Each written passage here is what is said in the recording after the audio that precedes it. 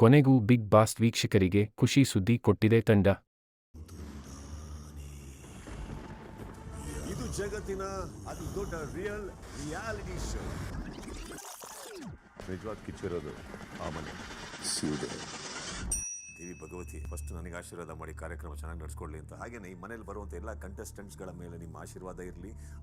ಈ ಬಾರಿಯ big boss season 12 ನಿರೂಪಣೆ ಸಾರಥ್ಯವನ್ನು ಕಿಚ್ಚ ಸುದೀಪ್ ಅವರೇ ವಹಿಸಿಕೊಳ್ಳುತ್ತಿದ್ದಾರೆ. ಇದು ಕಿಚ್ಚ ಸುದೀಪ್ ಅವರ ಅಭಿಮಾನಿಗಳಿಗೆ, ಬಿಗ್ ಬಾಸ್ ವೀಕ್ಷಕರಿಗೆ ಖುಷಿ ಕೊಟ್ಟಿದೆ. ನಮಗೆ ಬಿಗ್ ಅಪ್ಡೇಟ್ ಸಿಕ್ಕಾಯ್ತು. ಈ ಬಾರಿ ಕೂಡ ಬಿಗ್ ಬಾಸ್ ಕನ್ನಡ ಸೀಸನ್ 12 ನಿರೂಪಣೆ ಮಾಡ್ತಾ ಇರೋದು, ಹೋಸ್ಟ್ ಮಾಡ್ತಾ ಇರೋದು ಮತ್ತಿನ್ಯಾರು ಅಲ್ಲ, ದ ಒನ್ ಅಂಡ್ ಓನ್ಲಿ ಅಭಿನಯ ಚಕ್ರವರ್ತಿ ಕಿಚ್ಚ ಸುದೀಪ್ ಸರ್. ಹೌದು, Kannada reality show Bigg Boss 12 season ಆರಂಭಕ್ಕೆ ಸಜ್ಜಾಗಿದ್ದು, ಇನ್ನೂ ಬಿಗ್ ಬಾಸ್ ಹೊಸ ಸೀಸನ್ ಆರಂಭಕ್ಕೆ 3-4 ತಿಂಗಳು ಬಾಕಿ ಇದೆ. ಹೀಗಿರುವಾಗ ಬಿಗ್ ಬಾಸ್ ತಂಡ ಆಯೋಜನೆ ಮಾಡಿದ ಪ್ರೆಸ್ ಮೀಟ್ನಲ್ಲಿ ಮುಂದಿನ ಸೀಸನ್ ಅನ್ನು ಕಿಚ್ಚ ಸುದೀಪ್ ಅವರೇ ನಿರೂಪಕರಾಗಿ ಮುಂದುವರೆಯಲಿದ್ದಾರೆ ಎಂದು ಅನೌನ್ಸ್ ಮಾಡಿದೆ.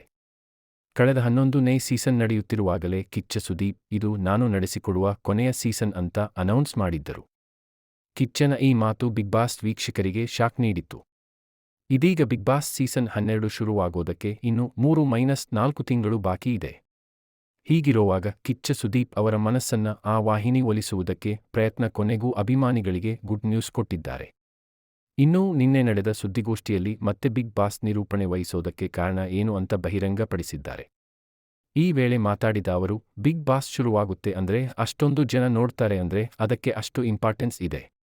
ಹಾಗೆ ನೋಡಿದ್ರೆ ಜನರು ನನ್ನ ಮೇಲೆ ಇಟ್ಟಿರೋ ಪ್ರೀತಿ, ಗೌರವ ಕಾಣಿಸಿದೆ.